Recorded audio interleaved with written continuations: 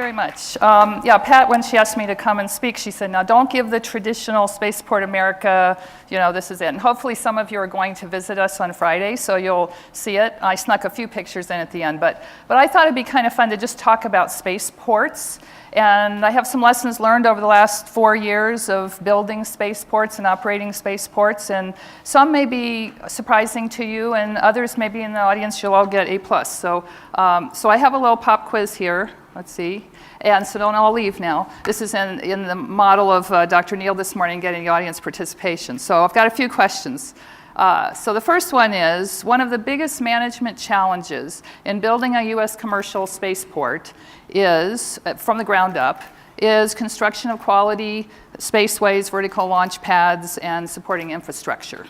So how many would think, yeah, that's probably a true thing? No, since Chris is asking, you think probably not, huh? Okay, so actually, yeah, that's false. The trick question, the key word in there was management challenges. And actually, it's NEPA. If you're FAA licensed, you're tied to the National Environmental Policy Act, and that means every time you dig, if you find some archaeological artifact, you have to stop and call the archaeologist in. And most of the time, spaceports are in fairly remote locations because you're going to be in low population density areas. In the case of Spaceport America, and if you go out tomorrow, you'll see it's beautiful high desert country. It's been ranch country forever and ever. Very few people have ever lived there, except for the Paleo-Indians that were 10,000 years ago. So we actually have 44 archaeological sites at Spaceport America. And they kind of pop up when, as a manager, and many of you are managers, you got your budgets and your schedules, and you think everything is going real well, and then, woof, you hit something. And you have to stop and call the archaeologist in. And I remember when we put the, we had to run the electrical into Spaceport because we didn't have anything there. And after a couple of years of being on a generator, we were thrilled to get off the generator. So the guy was running the lines underground from the front of the spaceport entrance into the spaceport, and he had his backhoe, and I was exiting the spaceport that day, and I thought, I'm going to get out of the car and shake his hand. I'm so happy he's here. We got electricity. This is cool. So I got out of the car, and the guy came out of the backhoe and came down and said, I just want to say thank you. And he said, not so fast, ma'am. We just hit an archaeological artifact. So in that case, it was the railroad from the 1800s. So we stopped for several weeks and called the archaeologist in. So anyway, lesson learned, if anybody's building a spaceport out there, don't underestimate that. And it's hard to build in. You can't really build it in your schedule. Okay, question 2. Operations and maintenance for commercial spaceports is similar. So since Chris asked, what would you think? I don't know. It's false. It really depends on where you are. One of the biggest drivers is protective services, which includes all your fire fighting, your EMTs, your protective services, your guards, and so forth. Some spaceports, like Mojave, for example, is very fortunate because they're within the county's fire station. In fact, they have one very close to their front gate. So they pay to surge, but they don't have to pay the overhead of having one. In the case of Spaceport America, we're about 45 to 50 minutes from the nearest sheriff, from the nearest fire station. So we have our own fire station, we have our own guards and so forth. So one size does not fit all on that one for spaceports. Question 3, are you guys so far A+, right? Commercial spaceports can be sited in similar locations as commercial airports. What do you guys think? No, okay. Yeah, actually, no. Most airports, as you know, are in pretty high population density areas. Now, we have seen, well, I won't get into that because that's coming up. But yeah, I think it's going to take a while before we're there. I think airports probably started out fairly low population density as well, and then gradually, as the risk, was proven to be low for aircraft, the population came around. I remember when Dulles Airport first opened up out in Reston, and there was nothing there, and everybody said, gee, why are they building anything out there? And now look. Okay, question 4. Commercial spaceports can be financially self-sustaining once the industry has matured. What do you think? Yes? Don't know. Okay, I would say no, never. And why I say that is I look at the airport models, and airports are not self-sustaining today on just the aircraft that come in and out. They make money off of concessions, parking. I know when I first got the job, I called the Sunport, which is the Albuquerque airport, and I said, how do you guys, how do you sustain yourselves? And he said, oh boy, we make a lot of money off of our concessions. So I would maintain that spaceports for a very long time and maybe forever and ever, are going to not be able to just rely on launch vehicles. Number 5, the business model for all FAA licensed commercial spaceports is similar. What do you think? Yes? No?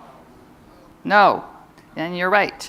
So the business model is very different. As I mentioned, you do have to be diversified, but what you get to diversify your revenue depends on where you are and who you are. Again, you heard from Stu Witt this week. He does really great job of that out at Mojave, and he's got a railroad kind of bimodal offloading of equipment for his windmills, so he gets money on both ends of that one, and that works really well. That would not work for Spaceport America, however, for many reasons. One is the view shed because of our environmental impact statement, so having a bunch of windmills out there would be really tough to get through our consulting parties.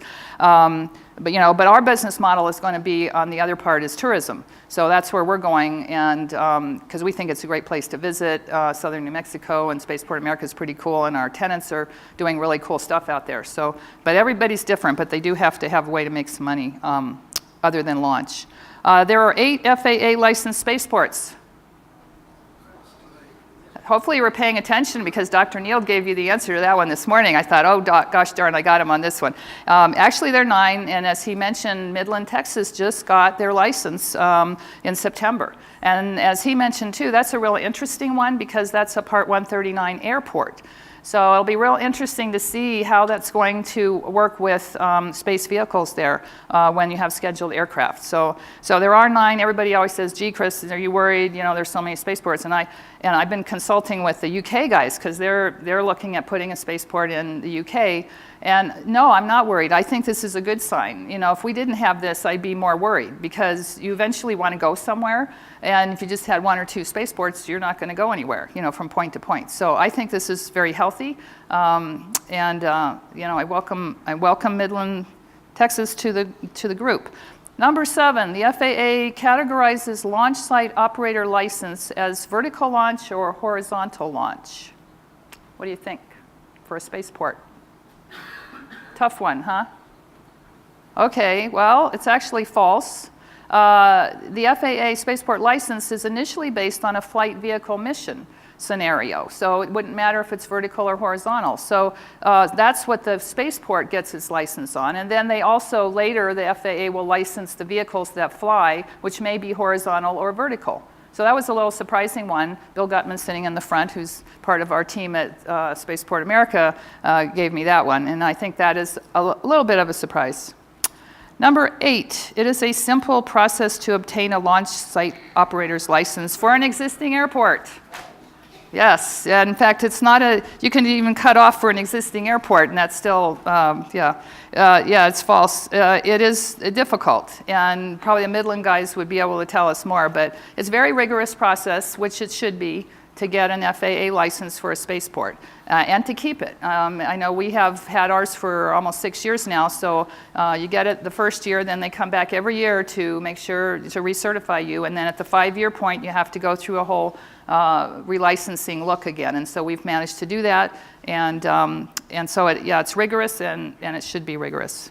Okay, the last one. The long-range vision for commercial spaceports is a global infrastructure supporting suborbital launches, orbital launches, Earth point-to-point travel, and interplanetary travel. What do you think? Yeah, yay, that's not hard. Yes, it is, true. And, we're excited about it. We're excited to be part of this, to be one of the spaceports out there from which you may depart and take your fun rides, whether it's suborbital or orbital. That's actually a picture taken at 270,000 feet above Spaceport America, and that's the Rio Grande going from left to right on there. And Virgin Galactic will be up a little higher than that. They'll be about 350,000 feet, so you'll even see more curvature and more good things on the Earth. So that's pretty cool. So with that, that's the end of the quiz, and you all get A+, and I'm between you and lunch. But I did stick a few pictures of Spaceport America. Where's Pat? Hopefully she won't kill me. In case you can't, there she is. It's okay, she said. In case you can't come to the spaceport tomorrow, and if there's still some tickets, I encourage you to come out and visit us. I'm sure some of you have come how many have been there before? Great. Okay, well, every year you're going to see difference. I mean, we're, pretty much done. You'll see a little work on the front entrance now. That's the last bit of construction. We're making a little better front entry. We used to have a trailer. We're also getting a big art sculpture that's going to be associated with front entrance. New Mexico has an art in public places program. So every state agency has to put some art somewhere. And so we have a pretty cool thing, and I won't tell you what it is. So next year you'll have to come back and see that. So here's some pictures. This is one of my favorite. This is our Virgin Galactic Gateway to Space building, their terminal hangar facility at sunrise. By the way, the mountains that you're seeing in the background are the San Andreas Mountains, and the U.S. Army White Sands Missile Range is on the backside. And they are fabulous partners of ours, and if it wasn't for them, we wouldn't exist. And it makes us very special to have that much restricted airspace nearby. This is the gateway to space from the Spaceway, and that's at sunset. And I think I'm out of time. So thank you very much, and please come visit.